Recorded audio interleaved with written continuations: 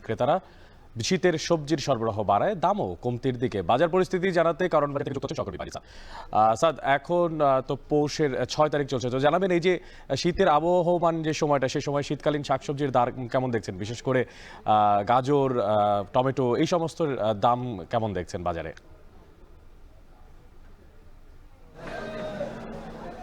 অনেক যেমনটি বলছিলেন, যেহেতু শীতের শুরু, তো সেই হিসেবে শীতের যেসব সবজি রয়েছে সেগুলোর সরবরাহ বেশি রয়েছে, যে কারণে কিন্তু আমরা কারণ বাজারে এসে দেখেছি যে এখানকার যত সবজি রয়েছে, অর্থাৎ শীতের সবজি, সেগুলোর দাম কিন্তু মোটামুটি হাতের নাগালে এসেছে। এটি যেমন ক্রেতারা বলছেন, ঠিক তেমনি বিক্রেতাও বলছেন। যদি একটু দেখাতে চাই, আমরা কারণ বাজারে ভোর থেকেই আছি।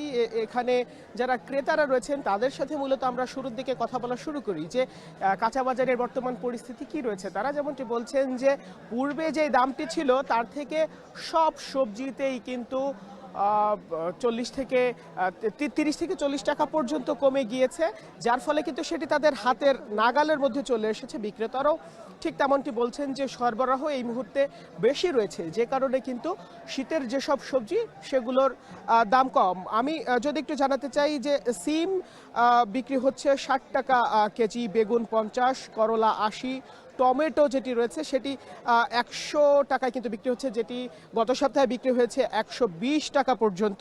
অন্যদিকে ফুলকপি, বাঁধাকপি যেগুলো সেটি 30 এবং 50 টাকা দরে কিন্তু বিক্রি হচ্ছে পার পিস, যেটি কিছুটা বেশি বলে কিন্তু ক্রেতারা জানাচ্ছেন, তবে বিক্রেতারা বলছেন যে এটি বেশি নয়।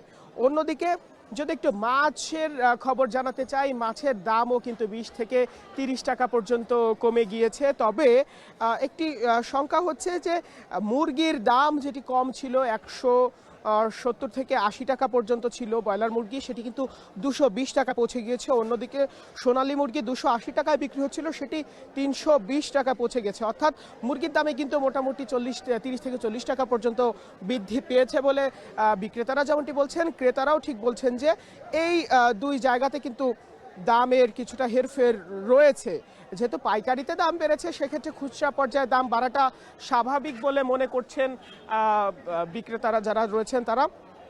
গরু এবং খাসির খবরটি দিতে চাই, সেটা হচ্ছে 720 থেকে 750 টাকার মধ্যে কিন্তু গরু পাওয়া যাচ্ছে। অন্যদিকে খাসি 1150।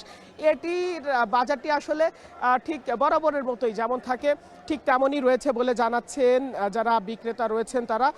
অন্যদিকে একটু মানে হতাশাজনক বিষয় হচ্ছে মিনিকেট চাল যেটি রয়েছে, ক্রেতাদের কাছে হতাশা যে এটির দাম কিন্তু কেজিতে 5 থেকে 60 টাকা পর্যন্ত বেড়েছে বলে কিন্তু তারা জানিয়েছেন। তবে সবজির বাজারে স্বস্তি রয়েছে। অন্য চালের বাজারে কিছুটা অস্বস্তি থাকলেও সবজির বাজারে স্বস্তি রয়েছে বলে আমাদেরকে কিন্তু ক্রেতারা জানাচ্ছেন। এই ছিল কারণ বাজার থেকে আমার কাছে সব শেষ।